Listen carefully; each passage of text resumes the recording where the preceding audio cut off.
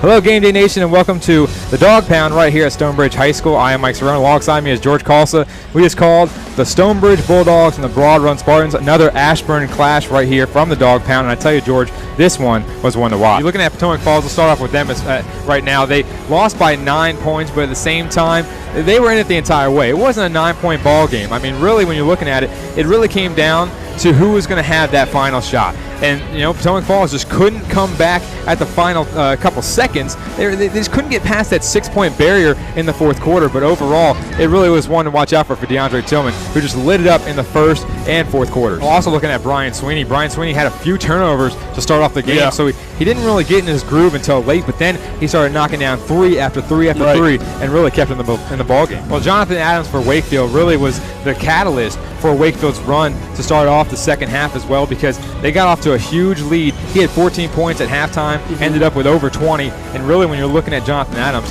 what are we going to see from him in the final for the 5A North region? Hello and welcome, Game Day Nation, to the Manhattan Pizza Post-Game Show live from the Dog Pound, as this Bulldog Bash has just come to a close. The Westfield Bulldogs have just won their 5th Bulldog Bash tournament, adding another trophy to the trophy case, George Carlson. I tell you, George, this one was infamous. I mean, it was unreal how this game ended up. I mean, they had a 14-point lead, the Westfield Bulldogs did in the fourth quarter, but they ended up letting it slip through their fingers, and then they have an extra 4 minutes to take down the Lansdowne Eagles. I tell you, looking at some scores right now, as you said, Darius Evans with 26, Michael Christmas with 24, combining for 50 points, and that's just unreal when you have a dynamic duo like that with Christmas down low and Evans outside. I mean, he was just shooting. I think he shot 3 or 4 threes in a row at one point, and that's when Corey Jones, the defensive specialist, had to come in there and lock him down.